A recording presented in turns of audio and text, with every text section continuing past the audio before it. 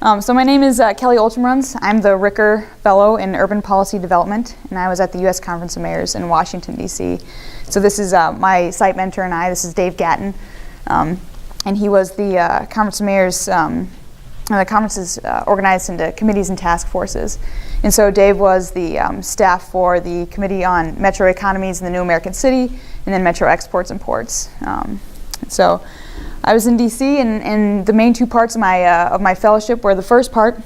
The first month I was there from the end of May to the end of July, and the whole first part was preparing for their annual meeting. The U.S. Conference has their annual meeting at the end of June. And so two main things that I worked on there in preparation was, one was the Metro Economies report that Dave Gatton puts out, and the cover is pictured there. And then the other part is the Dollar-Wise campaign, and I'll talk about those a little bit later.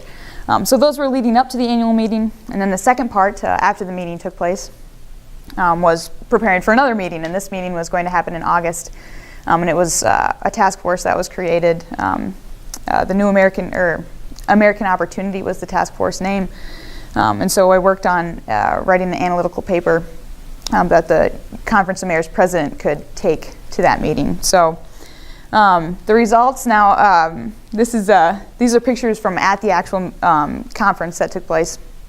So all leading up to this meeting, Dave and I were first of all working on this Metro Economies report. So we were reading through, making sure all the numbers matched up, proofreading, and really the most exciting part for me was we worked on, okay, what are the key findings? How do we want to frame this report? And so I remember just sitting with him at his desk, and he said, Kelly, what do we want people to take from this?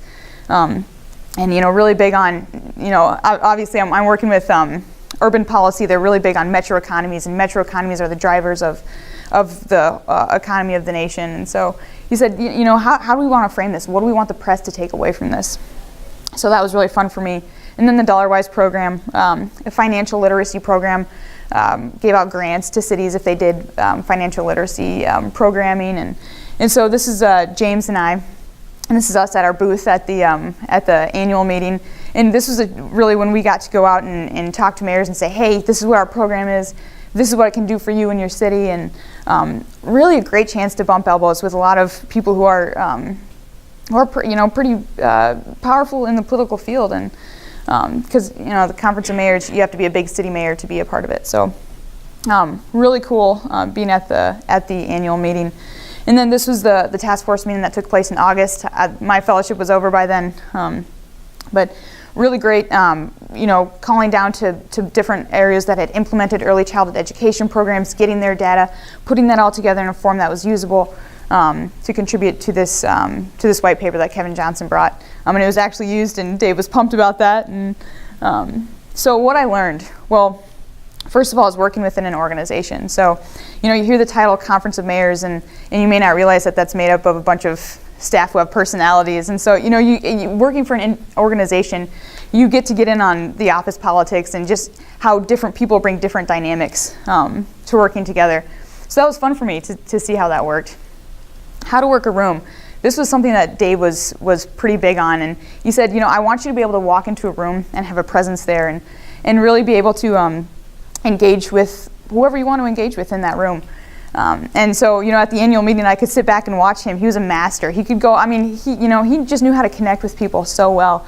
And so that was really something that I was able to watch him, and that I would really like to practice and, engage in the future. And then connecting people with what they could use. Dave was very big on, if maybe I can't use them, maybe I can't use what they have to offer me, but where can I connect them to? And that's a great way of staying connected with people, is making sure that you're a connector for them. And then intellectually, some days we would have these 2-hour lunch breaks and we would just talk politics. And Dave and some of the other people in the office were very good at saying, okay, here's what maybe the theory, here's how you're looking at this, but how does it match with the real world? What's the result of this? And so definitely challenging a lot of preconceptions I had going into it. And then this whole thing with messaging, it was just awesome to just sit with Dave and see how his mind worked, and really make sure that everything you say is with intention of what you want the person hearing it to get out of it. Professional impact, a lot of DC alums, or a lot of Cornell alums in DC Thanks to RJ for hooking me up with some of those, and just great connections there. I definitely would feel comfortable going back. Just an example, this is Dan Long. He works at the Supreme Court building, knows one of our assistant football coaches here at Cornell. And just, so I got a meet up with him. He showed us the Supreme Court building. We got to go up and onto the basketball court. It was awesome. So just a lot of really cool connections. And then engaging with high-powered people in the political field. These are professionals who really know what they're doing and know what they're talking about. So academic impact, a lot of academic writing, certainly in getting some stuff that was published by the Conference of Mayors, their newsletter, and then written materials that we brought to the annual meeting, and allowing my writing to defend itself. While I was working on my white paper the second half of the summer, sometimes I would show it to Dave, have him proofread it, and I would say, okay, well here's why I put this here, and here's why I did this. And he was like, Kelly, I'll read it, and then I'll get back to you. So just learning how to let my writing speak for itself.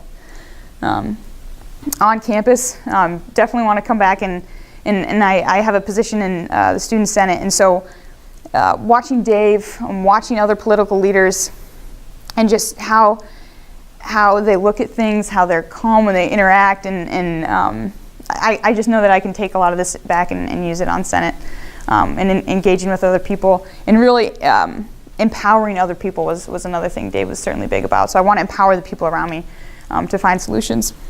And then I'm a huge advocate for the fellowship program. It was definitely be talking to peers about getting into this. And then future plans, solidified my plan on going to law school. So I'm applying for that right now. Career possibilities and interests. Talked to some Hill staffers, decided, well, maybe I don't want to do that. Talked to another guy who worked in law, and he said, oh, did you know that there's this thing called campaign law? Oh, I had no idea. So maybe have an interest in that. And then definitely confidence in what I can add to an organization.